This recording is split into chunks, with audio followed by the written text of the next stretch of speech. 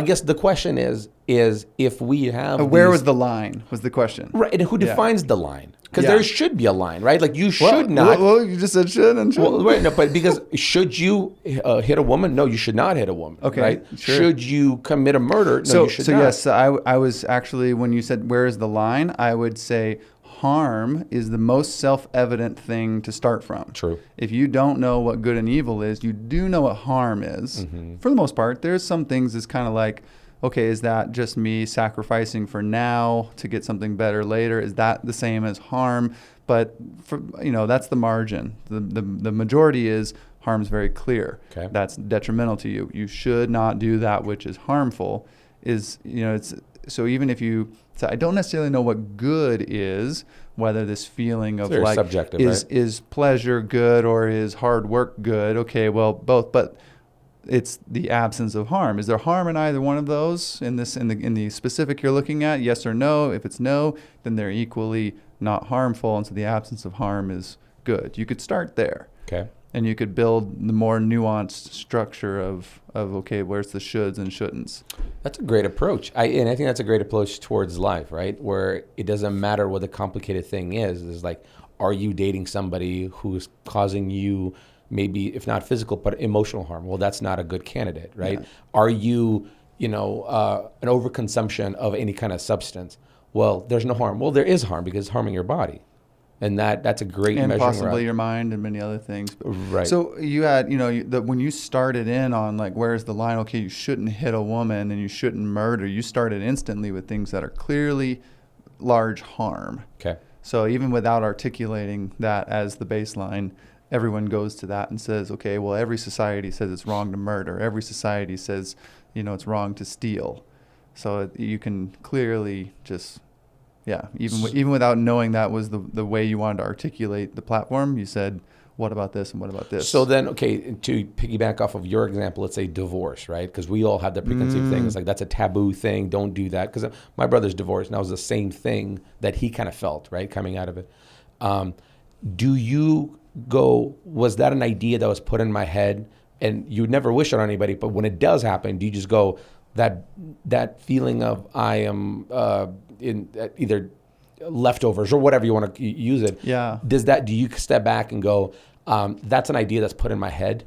That's a social construct, or what's the approach? So I think, we're talking about how I assume other people are thinking about me, like as used goods or damaged goods. I would say one, that is, yes, it is like an idea that was put in my head, but two, I did grow up in that community. I know exactly what people think and say in that community, what Right. I've heard firsthand, what I've maybe said firsthand. So I know for a fact, like, that's not something I just made up, that people were going to look at me a certain way. But I was more focused on that rather than an area where I wasn't allowing to say, there's other people out there who think of you much better than that. And they maybe even outnumber the voices over here that say something like, you've ruined your life and whatever else. So you're saying you're listening to that voice more than you listen to the other voice? We always have a negativity bias for sure. Because that's going to be my question is the solution, because you know where the root is coming from, right? Because you're saying I was part of that community, or I was raised in that community. So it's not, you're not wondering where it came from. You know where it came from. I know where it came from. I know where the voice came from. But then when you says, recognize it, right? What's the approach to, like, because you- recognizing is one thing, right? Yeah. When they say the problem is it's your upbringing, your nurture, right? Nature versus is your nurture. It's your relationship with your parents. It's what, Yeah. and you recognize it. You know what it is. Now, how do we figure out the approach to how do we fix it? Yeah, so like you were told only bad or incomplete or insufficient men get divorced. And so here you are divorced and you don't think you're a bad or incomplete or insufficient man. So how do you reconcile that to I can accept myself as a human being and be proud of myself, et cetera? That's what you're saying. How do you move into that? Yes. Therapy. The solutions, like, because to That's me, how I've you always do it. like, I don't need a therapist to tell me what the problem is, because I can probably tell you exactly what the problem is. I need practical applications on a daily basis to be like, when those negative voices come in, So how do I approach that? That's a really good attitude. So Brene Brown had an interesting comment about gratitude. This is saying that the attitude of gratitude, and she said, like, gratitude's not an attitude, it's a practice.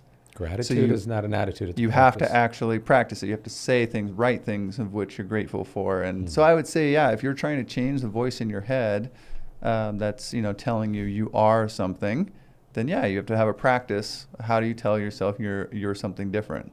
How do you change the voices in your head? So maybe you need to change who it is you're listening to, the kinds of books you're reading and whatever else that, put some positivity in you. Maybe it's empty positivity for a moment, but you start to actually listen to a different crowd, a different voice, a different self. And yeah, you have to actually put the inputs in. Interesting. Hey, thanks for watching our Next Door Neighbors podcast. And be sure to capture the full episode anywhere podcasts are streamed and including our YouTube channel, Next Door Neighbors.